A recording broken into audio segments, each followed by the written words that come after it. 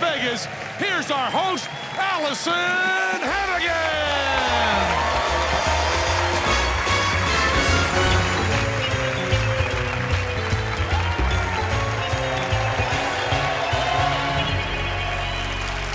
Welcome to Fool Us. Tonight, we are on the hunt for that rare and elusive creature, the Fooler. There have been several sightings on this show in the past, but no one knows for sure when a Fooler might next be seen. If we're lucky, we may catch a glance of that rarest of beasts holding the equally rare Fool Us trophy. But before any of that can happen, we need to bring out our own pair of legendary creatures, Penn and Teller!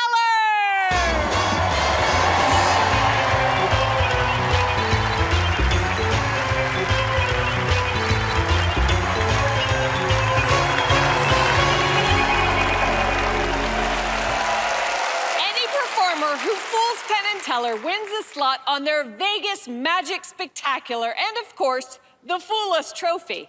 Let's meet our first magician. First day of high school, I got diagnosed with Crohn's disease. It was pretty miserable. I was always sick in bed. But whenever I picked up a deck of cards, I felt healthy or normal. I felt like a superhero. I tried to perform as often as I could. It took my mind off of the pain and the stress. But I was really curious, are my friends just being nice or is my magic really good? I'm gonna put one card in one spot. I started walking up to random people and performing for them. And then this one couple asked me to write down my phone number on a playing card, and that ended up being my first gig. So I'd seen Chin Lim on Fool Us, and we met, then we hit it off and started wanting to work together. He's one of my best friends. I'm learning so much every single day that I get to work with him.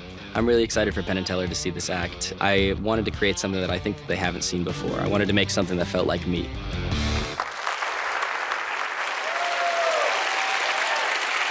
Please welcome one of Card Magic's up-and-coming stars, Blaze Sarah. Hello, everyone. Thank you so much for that warm welcome. Penn and Teller, before I begin, I just wanted to thank you both, not just for having me on the show today, but for having the show in the first place. Because if it wasn't for Fool Us, there's a very good chance I wouldn't have become a magician at all. It was really watching your show, season 1, back in the day, that made me want to give this magic stuff a shot. So thank you for making this incredible platform. And Allison, would you like to join me over here? Sure. You can take a seat. Thank you.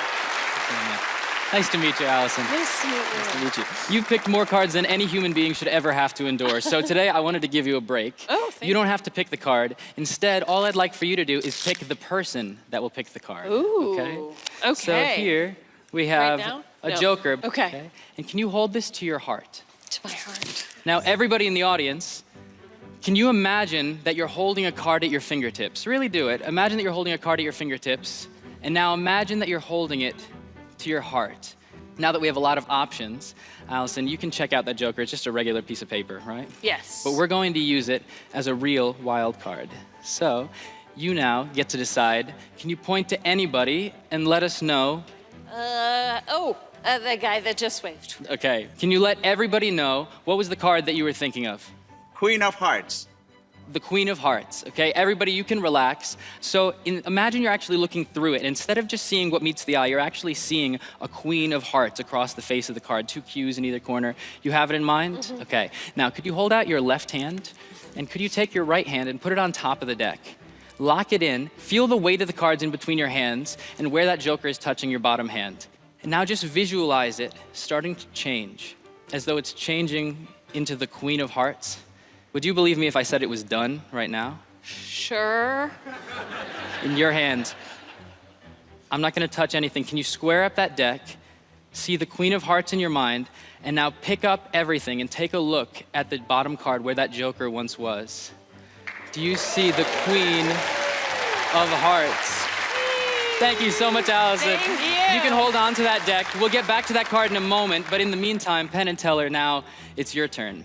Now, for most people, a playing card will never have any real sentimental, meaningful value, unlike, say, a photograph. So last year, I got one of those instant cameras, and I started taking photos at all the different places that I performed at. And I wanted to take this photo with me as a bit of a good luck charm, as well as a reminder of how far I've come to get here. But I'm less interested in my memory and I'm more interested in one that's really important to both of you. So can both of you get in mind one performance experience, one memory somewhere in America, let's say outside of Nevada though, somewhere from the road, and just get one really memorable performance experience in mind. Do you both have one? Yes. Got it. Do you both have one? Okay. Now, can you both, just like everybody else did, imagine that you're holding a photo of yourselves from that moment, okay, in your hand. And now, imagine that you're holding it to your heart. And now I'm curious, Penn, just what state was it in that felt right to you? California. California, okay. Now, I'm curious, Teller, do you have any idea what happened in California that made that pop into Penn's mind? No? No, okay. Penn, can you enlighten us? What happened in California that made that so memorable to you? I did a straitjacket escape, and a celebrity who has become rather well known tied me in that straitjacket. Wow, okay. So this was a really memorable experience that popped into your mind. I wasn't there with you in California that day. I couldn't have known about that memory. You were not born. I wasn't born back then. Okay, so this is really long ago. Wouldn't it be crazy if right now in this moment, the memories that popped into our mind that we both held dear were somehow in sync? Yes. Okay, Allison, can you help me out really quick? Yes. Can you let everybody know, what does it say right here, written right at the very bottom of this photo? California 2019. See, this is actually a photo that I took in California last year, and I took it for a very specific reason. I was on my way over to a gig, and just as I was getting into the state, I got a phone call. I got the call I was gonna have the opportunity to be on this show. So I jumped out of my car and I took that photo. And I can't believe out of all of the places that you could have thought of, you thought of California, but I also had a feeling that day as well.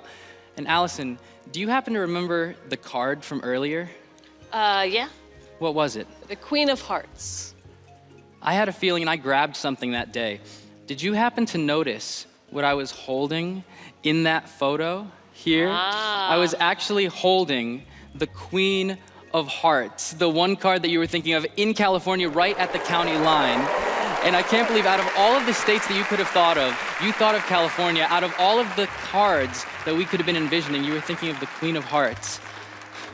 But here's the thing, every time I look back at this photo, I feel like I'll have a totally new memory attached to it. The feeling of being here on this stage with all of you and how grateful I feel to be here. Allison, do you want to join me over here? Every time I look at this photo, all I'll be able to see is myself standing right here on the Penn and Teller stage. Do you see it too? I do. See, this really is a photo of me now here in Las Vegas on the Penn and Teller stage. Thank you so much, everyone. I now have a new favorite magic memory here in Las Vegas, Nevada. Thank you for making today so memorable. Blaze Sarah! I'm still holding your cards. Wow. That is an incredible, one-of-a-kind trick. Thank you so much. Yeah. Really appreciate it. Did you create it all yourself? Yeah, it was kind of building it from the ground up. And I feel like because some of my first exposure to magic was watching Fool Us, every time I worked on developing a routine, I would always wonder, you know, what would they think of this? That's really cool. You watch the show, and now here you are. Yes, performing yeah. on Yeah, the and I show. think that my parents are pretty happy that this was the show inspired me instead of like trying out for American Ninja Warrior or Yeah, something. so you're 20 years old, and you're a magic consultant. Yes, yeah. Already. So I've been working a lot recently, especially with Shin Lim on his show Limitless at the Mirage. Oh, that's cool. Yeah, especially because, I mean, he was one of the first people that I saw on this show, you know, Yeah. back in the day. Okay, it looks like it's time to go to Penn and Teller. Yes. Oh, boy. Guys, did he fool you? I'll tell you, Blaze, if you are one of the uppercomers of magic, magic is in very good hands. Thank you so much. That's a really wonderful routine. I So really charming. appreciate it. Thank you. And you know, the first trick you did was just pure raw skill, sleight of hand. Just a deck and a person knows how to handle it beautifully. That was just great and perfectly done. Now, you're friends, because we saw in your package, you're friends with our friend Shin Lim, right? Mm-hmm. Yeah. Yes. And is it Shin Lim or Shim Lim? Shin with an N, It's yeah. N. Shin I always Lim. think it's Shim. See, I had Shim in my head watching this whole thing. Isn't that like a piece of metal, I think? Yeah, it or is. It's something like that. Magnetic Shin is just fabulous. And he can get all sorts of things to be accomplished, you know? He just has an index in his head of all sorts of things that the magnetic shim can do. He's fabulous. He's just wonderful. One of my favorite performers anywhere. I just really, really dig him. Let's talk some sports. Okay. You know, when you are playing baseball, now I know about sports enough to fit on the head of this pen. I know almost nothing, but I do know that baseball is a lot of multiple outs. There's like, what, 3 an inning, and then there's 9 innings, there's 2 teams. There's a lot of outs. And I also know in tennis that when you're tied, you have to win by 2 points. So you can have add-in. You can have an add-in if you have an advantage. It means the advantage is in. So I just wanted, I don't know what it is you bring out in me, but I want to talk about sports and Shin Lim, sorry. But that was a fabulous performance. Does any of that make sense to you? It makes a lot of sense to me. Yeah, yes, they know they are very smart guys, and I am so grateful that I had the opportunity. Oh, you're to be great, here man. You're great. Future Magic's in good hands. Thank you so much, everyone. Thank you, everybody. Thank you so much.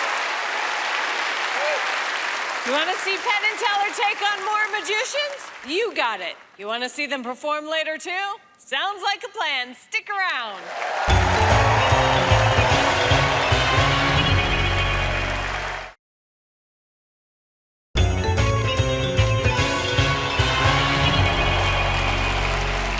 Welcome back. Let's meet the next magician who's trying to deceive our duo. I started out as a normal kid, and when I was 13 years old, I was physically struck by lightning, and that's when the magic started to happen. After you're struck by lightning, it's pretty pointless not to live life to the fullest. So ever since then, I've been taking a lot of risks, and tonight's gonna be no different. My show's been described as if David Copperfield and Van Halen had a baby. You get a rock and roll magic show. The excitement level goes up, the energy goes up. It really is where I come alive. The appeal with Danger Magic is it's not a deck of cards, right? People get on the edge of their seats when they think there's some danger involved. Tonight, I'm really putting my neck on the line. Penn, Teller, this is not something you see every day.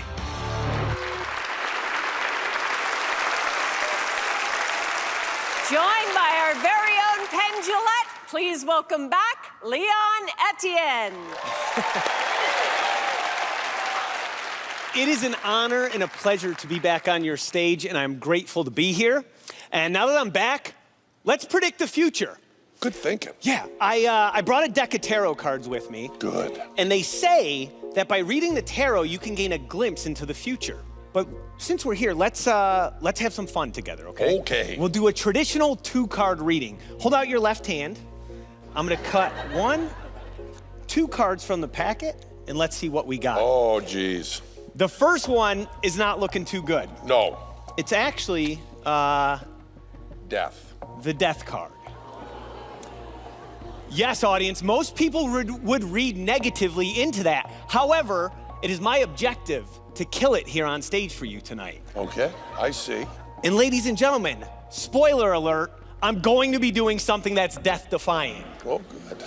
Penn, what is the second card you have? Second card is the Fool. The Fool. Which is why I thought you should have had Teller up here. Sorry, just a joke. It's just a joke. Nothing more. Penn, the Fool actually represents surprise. And I hope to surprise you and Teller here tonight. Okay. So we're gonna make that your official card. Okay. We'll have you sign it. I'm gonna sign it. Please take the marker and put your name as big as you can on that card. Beautiful. I'll take the pen from you. Okay. And this is a miniature straitjacket. Oh. I don't know if you've ever seen one of these before, but you gotta admit it's pretty cute. Very cute. Very cute. Penn, I'm gonna give that to you. Thank you. And if you wouldn't mind, please give me your card back. Okay. Signed. It is the only one in the world that looks like this, yes? I would think so. And check it out. Please watch this very carefully.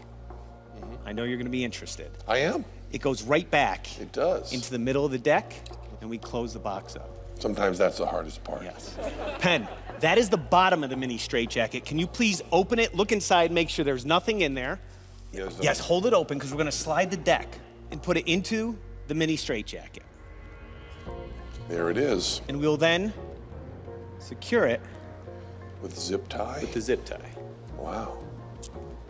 Penn, listen to this sound as we secure your card in place. That's a very romantic sound. It is. Penn, the reason we use a straitjacket to secure the deck in your card is because this trick is crazy. I see. And thank you so much for your help to this point. You may go back to your seat. Give it up for Penn! Now that Penn's card is secured in a straitjacket, it's only fair that I get secured in a straitjacket as well. Penn, Teller, this is the real deal. Also, Chelsea is gonna place the deck right there so you can keep an eye on it this entire time. It will not leave this stage. Folks, this is a regulation straitjacket made out of military-grade canvas and stainless steel hardware. These things are designed to restrain people who need restraining. Right now, Chelsea is securing all 4 buckles that go across the back. And if you ask me, in my opinion, she's doing some rather aggressively. And there's a bottom one here. And we also agreed she'll be very careful with this one for obvious reasons. And last but not least, she will secure my arms in place. Now, ladies and gentlemen, we've had some fun, but here's the serious part. It is now my job to escape this straitjacket. And then, Penn, your card will escape the mini straitjacket. That's pretty cool, audience, yeah?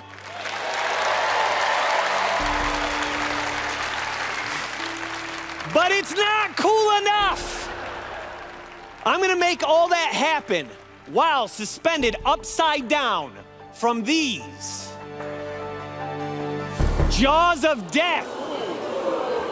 I will have approximately 60 seconds to get out of this straitjacket and find Penn's card before that saw cuts that chain, which will release those jaws. Chelsea, please put the mini straitjacket in my mouth.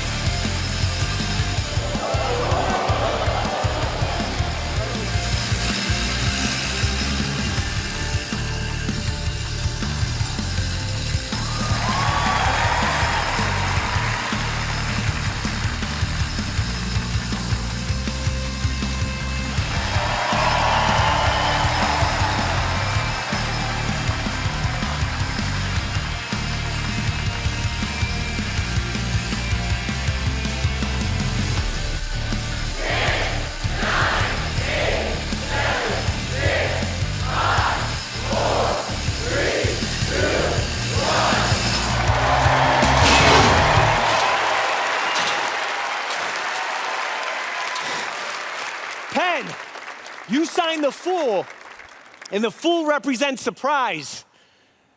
And surprise, man, I didn't find your card, but the jaws did.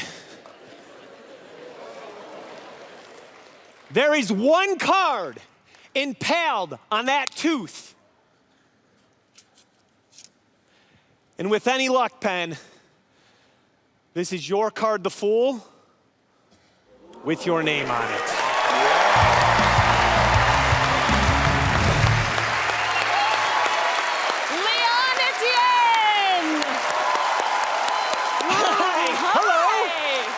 Wow. Whew. That was crazy. Thank you, Yes. I think, yes. You must have nerves of steel. Yeah, it's not something you're used to. I remember the first time I hung upside down was when I was about 18 years old at a circus, and I went down to the circus master. I said, "Hey, I got this idea. I'm a magician. Can I, like the iconic Houdini?" And he said, "Absolutely, we can do that." So have you had any magic accidents? Yeah, there's a thing in the business we call flash paper, and it's a very combustible piece of paper, and it just bursts into flame. It's a special effect, right? And one day I had a piece of that in my pocket, and I had a sparker effect going on over here in this hand, and I must have ignited the paper. It went all the way up the side of my face, a slight burn here, but all the hair on this side was completely gone. And the best part is the audience just went, "Whoa!" It was incredible. And then the next night you had to do the other side to get the hair. Yeah, and now here's how we got the look. Yes, exactly. It's good. Yes. Let's find out if you fooled Penn and Teller. I'll tell you, Leon, we share your joy and your pain. We have spent a lot of years trying to make card tricks exciting and dangerous. We've gone underwater, we've done knives, we've stabbed them. But I gotta tell you, this is the most elaborate card sword we have ever seen. It's just beautiful. What a great routine. But listen, you've been on before. Also, you fooled us last time. Teller and I stay smiling, we stay happy, we stay kind, but that means in our heart, there's a little bit of black hate for you. Because, you know, like the Who, we do not want to get fooled again. And this time, we kept our eyes on you, but we also kept our eyes on your assistant. Because sometimes the assistants we think are invisible, but Chelsea is far from invisible. Yes. Now, you had me up on stage, which might not have been the best move because you brought the dumb one up on stage. Meanwhile, the smart one was sitting here studying your assistant, who was very, very helpful. I mean, very, very helpful. And I think I've given you a few hints, but I'll just tell you right now, if anything we've said is not right, you just tell me to zip it. Just like that. Everything you've said is right. Yeah. Okay. Do you want more? No. Okay. You're Penn and Teller, and I think we're good. Okay. Yeah. All right. Thank you, Leon Etienne. Right now, I'm going to distract you with this commercial and then triumphantly produce our next magician. Check it out.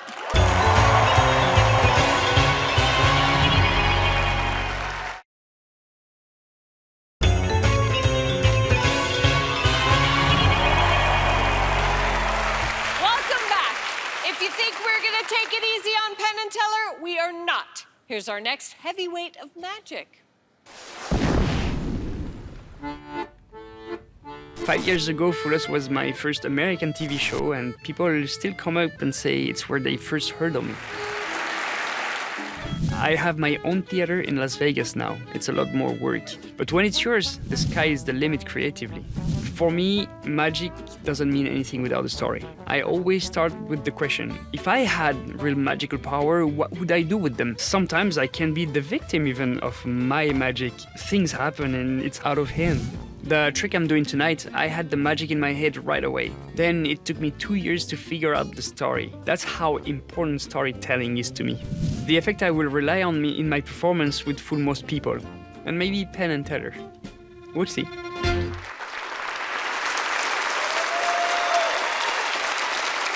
Welcome, fellow Vegas headliner, Xavier!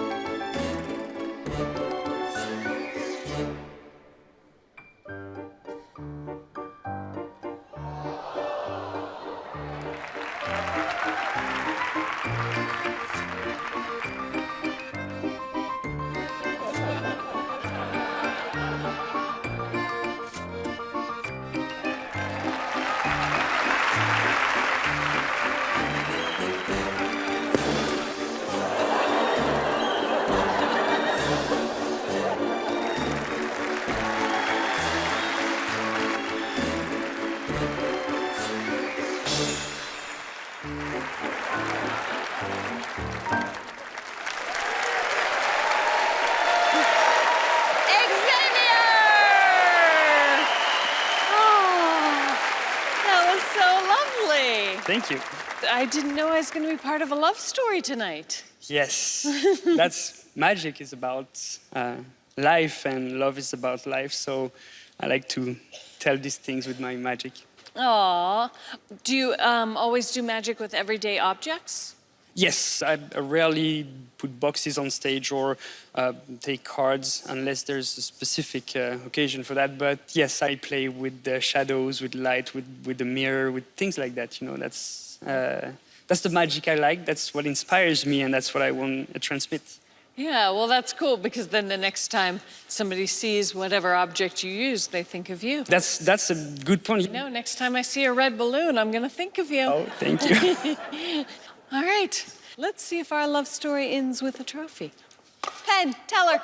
Well, Xavier, we've known you for years. You're part of our family, one of the siblings of magic here. And you've always got new ideas, and they're a little different, and we never see hack stuff out of you. We never see you do anything other people have done. It's just a fabulous thing. Now, I want to say, Xavier, I was watching this routine carefully with you. You hold hands with Allison and the balloon goes up, and then she spurns you a little bit and the balloon goes back down. I may be a little dense, but is that a metaphor for something?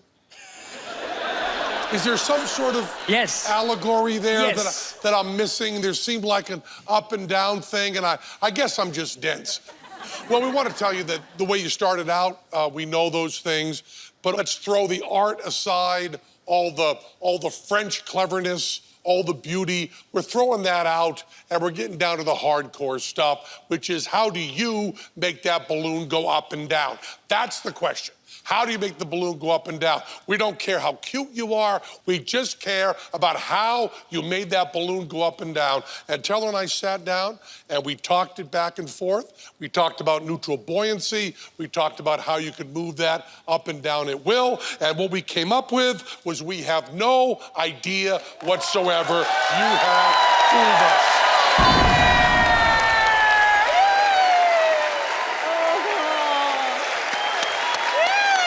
Nicely done, sir. Beautifully done. We have a fooler!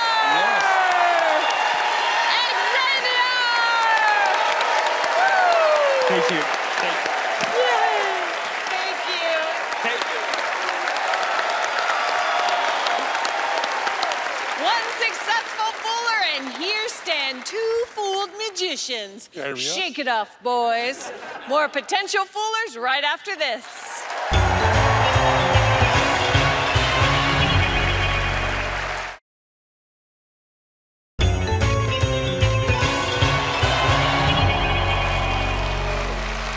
Welcome back.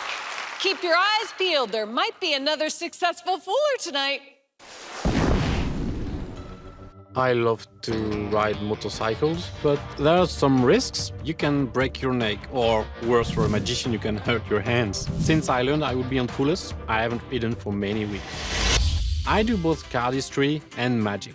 Cardistry is more like juggling. You show the skill rather than conceal it. In magic, you hide your skill, so the trick at the end of the routine comes as a surprise. For me, it's not a question of apparatus or scale. You can be bored by a levitation and amazed by a card trick.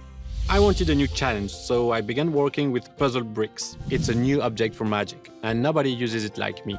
I admire Penn and Teller because these guys are living encyclopedia of magic. I hope I'm bringing something to Fullest the show has never seen. All the way from Luxembourg, here's Sylvain Juzon. Perfect, wow. Thank you so much, guys. Thank you, wow.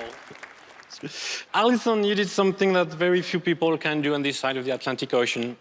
You pronounced my name correctly. It took me a while. Okay, but anyway, I've kept you the best seat for you for that. Thank you. I would like to talk a little bit about a friend of mine who is very competitive, very skeptical. And last time I visited him for a few coffees, he grabbed a handful of his kids' toys and he threw them on the table, because obviously no one has a mat in the kitchen. And he said, "Hey, Mr. Magic," so that's me, "I'm challenging you, do something with this." So, you know, I looked at the bricks, I thought for a while, and I said, "Challenge accepted." And I decided to do a classic in magic, where, you know, you take your two hands and you cover items like that so that you can then make them fly or reappear or vanish at will. And it looks something like this. First, you define a target, so that would be this one, and it goes from here to here. Wow. Yeah. Olé. Then you will do it one more time from here to here, and one last time from here to here. Thank you. Thank you so much. But my friend, he did not react the way you did. Wow. Yeah, because he crossed his arm like this and he said, you know what? I think you're cheating. Yeah, of course I was genius. Because you said you only have two hands, you can only cover 2 bricks at the same time, but actually you're using the mug as an extra cover, so you can cover 3. See? Oh. It's clever. So do the same thing, 2 empty hands, 4 bricks, but no more mug. And he did not wait for my answer, he removed it. So I looked at the bricks, I thought for a while, and I said, challenge. Accepted. I'm waiting for it. Because basically the same thing, you cover like this and you define a target, so left or right? Left. Left one from here. Yeah, perfect. Wow. That's your command. That's 1, that's 2, and that's 3. Merci. Thank you so much. Thanks a lot. But my friend, he didn't react the way you did. He said, you know what? I think it's too easy for you because they all have the same color. Oh. So do the same thing, but with 4 different bricks. And he did not wait for my answer. He removed this, and he gave me this instead. Oh. Yeah.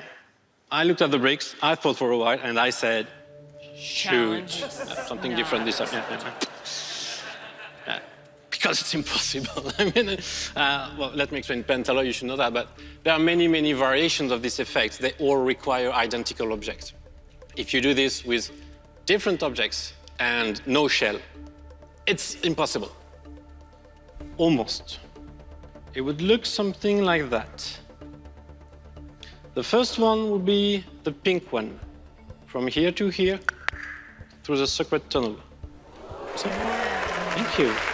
So my friend started to be really annoyed. So I said, let's have some fun. And I gave him the option. And he said yellow. So it goes from here to here. The yellow one, you see? Because for the red, he did something crazy. He grabbed the bricks, he grabbed the mug, put it like this, put the red brick in his fist, and he said, now do it. So obviously that was his fist, not mine. So you're right-handed or left-handed? You will be my friend? Sure. You hesitated. Right-handed or left-handed? I'm scared now. Oh, no, don't be. Close, close, close, close, close, close, close, close. That was my finger. Okay, a little bit. It's good. But first we have to say the magic word. It's gonna be legend. Wait for it. Jerry. I've been waiting for this for so long. Open your hand from here to here. Thank you.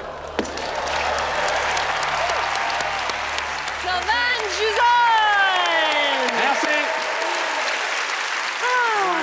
Do you always make magic with toys? No, I'm more kind of a card guy. This is a classic of magic, but usually it's done with coins and adapted to this kind of toys. I love it. So how did you become a full-time magician? That was a decision I and my former employer made.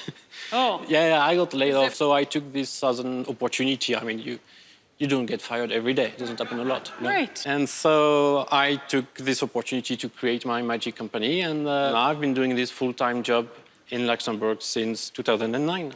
That's awesome. All right. Can Penn and Teller piece your trick together? Let's find out if you fooled them. First of all, we got to say, we love a guy in a vest. Aww. Vests matter to us. We love the vests. And this is a classic of magic, albeit done with children's toys. So it's a very good way to change that over.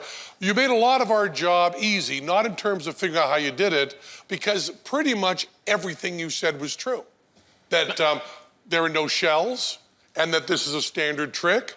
And it only really gets something that we haven't seen before when it gets to different colors. And then it gets amazing. Thank you. And it really was a beautiful routine and so clean and so comfortable. But we were watching everything. How you were sitting, your clothes, the props, the cup, everything we're watching very, very carefully, and we love the routine, and we think we have a pretty good idea how you did it. Thank you. Did they figure it out? Of course they did. Aw. Penn Teller. Thank you. Sylvan, choose on. Thank you. Thanks a lot.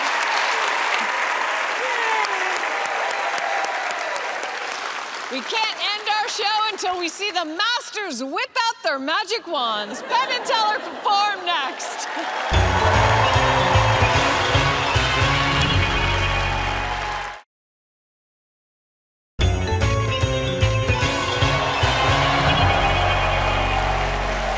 Welcome back. I got to have me some Teller time. Whenever he and I hang out, our favorite thing to do is watch Penn perform one of his rare solo routines. So ladies and gentlemen, give it up for Penn. You know, all magic has intellectual content. Even the silliest magic trick, to be a magic trick, has to exploit some logical fallacy or underline some shortcut in human thinking. I've always wanted to add pattern to a trick that explains what the trick is really dealing with. So I've done that. I've taken this silly birthday party trick, and I want you to imagine that you are at a 12-year-old's birthday party. Hi, children. Post hoc, ergo propter hoc. That's Latin for the common logical fallacy. After this, therefore, because of this. You see, children, when something happens and then something else happens, we tend to think the something else was caused by the something. But post hoc ergo propter hoc reminds us that correlation does not necessarily imply causation. Now, when studying crime in the 1980s in New York City, some no-kidding academics discovered a strong correlation between the amount of serious crime committed and the amount of ice cream sold by street vendors. Here's the thing. Even though they're clearly separated, children, there still seems to be some connection. Now, in the case of frozen treats and felonies, there was obviously some unobserved variable causing both. Summer. Summer, right, children? Summer is the time of the most villainy, and it's also the time when Mr. Softy sells most his wares. Now, we can't do this in our real world full of criminality and confections. With my correlation sticks, we can get all science-y and run the experiment. If you would please, take these scissors and cut away the common variable. Cut away the summer. Well, you did that with no concern whatsoever for the sale of kiddie pools or the fear of shark attacks. But now that you've taken away the common variables, now that you've taken away summer, you monster, there is no way that the sale of Klondike bars can affect malfeasance. And yet, the correlation still seems to be there. Now, children, magicians never give away their secrets, but neither do statisticians and philosophers. It's called job security. But I am about to tell you everything. Ice cream lover and Scottish smarty pants David Hume pointed out that causation can only be established by experience. But experience, in turn, is based on the assumption that the future will be modeled on the past, which in itself is based on experience, leading to a circular logic. Now, we can never prove causation with pure reason, but that doesn't mean it's not there. Here's the really annoying thing. Even though we can never prove causation, correlation is all around us. As David Hume once said, "Woo, ain't that a buster?" I've got another one of these things. And it might not be a big deal if this is lawlessness in the disco era in the Big Apple and this is the sale of Choco Tacos. But what if this were rising autism rates? Or mercury in the vaccines? Or assault rifle control in Australia? Then people can claim to have proven all sorts of things that they can't prove. Like they can tell you they've proven that A causes B, which they can't prove, or that B causes A. Then they'll tell you that A and B have a common cause in C, even though they do not cause each other. And they'll tell you that A and B cause C implicitly or explicitly. But children, if you only remember one thing from this birthday party, try to remember that sometimes, just sometimes, C, B, and A are totally unrelated, and it's all just coincidence, and everybody is always lying to you. Happy birthday!